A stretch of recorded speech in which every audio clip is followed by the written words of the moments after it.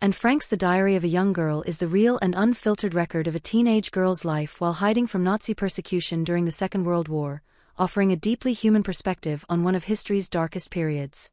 Written between June 1942 and August 1944, the diary captures Anne's daily experiences, fears, hopes, and reflections while she, her family, and 4 other Jewish people lived concealed in a hidden annex above her father's business in Amsterdam.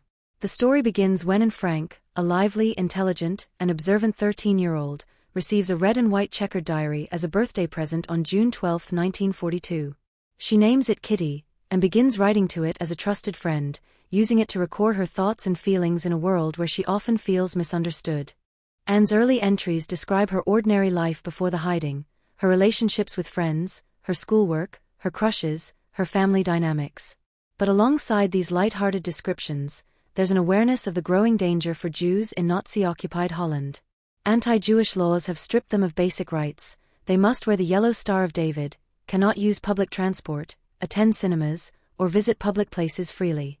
Jews are being rounded up and deported to labor and concentration camps. When Anne's older sister Margot receives a summons from the Nazi authorities in July 1942, the Frank family decides they cannot wait any longer. Otto Frank, Anne's father, had been preparing a hiding place for months in the upper floors of his company's warehouse building on Prinsengracht. The Franks move into the Secret Annex on July 6, 1942, just days after Margot's summons. They are soon joined by another family, the Van Daans, Herman and Auguste, along with their teenage son Peter, and later by a dentist, Fritz Pfeffer. From the moment they go into hiding, Anne's world changes entirely. The outside world, with its parks, friends, and open air, is cut off. Their existence becomes one of quiet whispers, careful movements, and constant fear of discovery. The annex is concealed behind a movable bookcase. By day, when the workers in the warehouse below are present, the occupants must remain silent, walking only in socks, avoiding running water, and never flushing the toilet. At night, they can speak in low voices, move about more freely, and listen to the radio for news. Their survival depends on the courage and loyalty of Otto Frank's employees, Miep Gies, her husband Jan, Victor Kugler, Johannes Kleiman, and Bep Vosquigel, who bring them food, books, clothing and information, risking their own lives. Anne's diary captures the tensions and routines of their confined life. Space is cramped, privacy is scarce, and personalities clash. Anne finds her relationship with her mother strained. She feels Edith Frank is often cold and critical, preferring her father's warmth and understanding. With Margot, she feels a quiet distance. Margot is reserved, studious and obedient, while Anne is outspoken, energetic, and sometimes rebellious. The Van Daans bring their own tensions. Mrs. Van Daan is vain and argumentative, Mr. Van Daan complains frequently, and Peter at first seems shy and awkward to Anne. Fritz Pfeffer, sharing a small room with Anne, becomes a source of irritation due to his habits and lack of sensitivity to her need for solitude. Yet, amidst these interpersonal conflicts, there are moments of humor and warmth. The group celebrates birthdays, cooks special meals when supplies allow, and marks holidays like Hanukkah and St. Nicholas Day with homemade gifts and little treats. They listen to BBC broadcasts and discuss the war's progress, clinging to bits of hopeful news from the Allied front. But hunger becomes a constant companion, as rationing grows stricter and food deliveries become harder to secure. Anne writes about beans for dinner night after night, stale bread, and watery soup, and she notes the physical changes they all undergo as the months of hiding turn into years.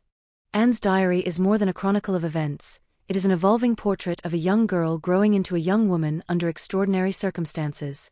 She writes openly about her developing body, her curiosity about sexuality, her dreams of becoming a writer, and her desire to matter in the world. She wrestles with questions about human nature, goodness, and the cruelty she sees beyond their walls. She notes the bombs falling during air raids, the distant sounds of gunfire, the arrests of Jews they know, and the betrayal of neighbors who turn on the people hiding around them. Over time, Anne's feelings toward Peter change. Initially dismissive of him as lazy and uninteresting, she grows closer to him during the long isolating winter of 1944. They spend time talking in the attic, confiding in each other about their fears, their pasts, and their hopes. And experiences the excitement and uncertainty of first love, describing their kisses and the comfort she feels in his company. Yet, she is also self-aware, questioning whether their bond is deep or simply a product of their shared confinement. And is deeply introspective, and her diary reflects her self-criticism and her determination to improve her character. She wants to be independent, to rise above pettiness, and to have the courage to face hardship without bitterness. She becomes more understanding of her mother, less quick to judge others, and increasingly aware of the fragility of life.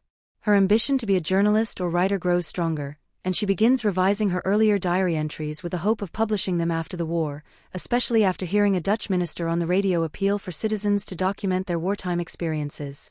In spring 1944, the war's tide seems to be turning, and writes about the Allied invasion of Normandy on June 6, D-Day, with exhilaration.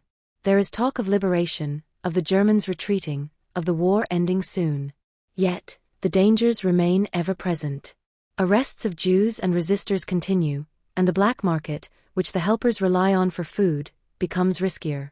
They fear burglars in the warehouse at night, knowing that any disturbance could draw attention to the annex. And continues to cling to hope, writing one of her most famous lines, "In spite of everything, I still believe that people are really good at heart." Her last diary entry is dated August 1, 1944. Just 3 days later, on August 4, the annex is raided by the German Sicherheitsdienst after being betrayed, by whom remains a matter of speculation. The 8 inhabitants are arrested and eventually deported. The helpers Miep Gies and Bep Vosquigel manage to rescue Anne's diary and papers before the annex is emptied. Anne and her sister Margot are sent first to Westerbork transit camp, then to Auschwitz, and later to Bergen-Belsen concentration camp in Germany. Conditions are brutal, with disease, starvation, and overcrowding. In early 1945, likely in February or March, both sisters die of typhus within days of each other, just weeks before the camp is liberated by British forces. Of the 8 people who hid in the annex, only Otto Frank survives the war. Upon returning to Amsterdam, Otto learns of his daughter's deaths. Miep Gies gives him Anne's preserved diary, and he reads it, struck by the depth, honesty, and maturity of his youngest child's voice. Honoring Anne's wish to become a writer, he arranges for its publication in 1947. Since then, the diary of a young girl has been translated into dozens of languages and read by millions worldwide. Anne's writing is powerful because it captures both the extraordinary horror of war and the ordinary process of growing up. She moves between accounts of quarrels over food and reflections on the nature of humanity, between longing for freedom and dreams of a career in literature. Her voice remains fresh, often humorous, sometimes defiant, sometimes despairing, but always vividly human. The diary is not only a historical document of the Holocaust but also a timeless testament to resilience, hope, and the enduring desire for self-expression. Even decades after its publication, Anne's words continue to inspire readers to remember the human cost of prejudice and persecution.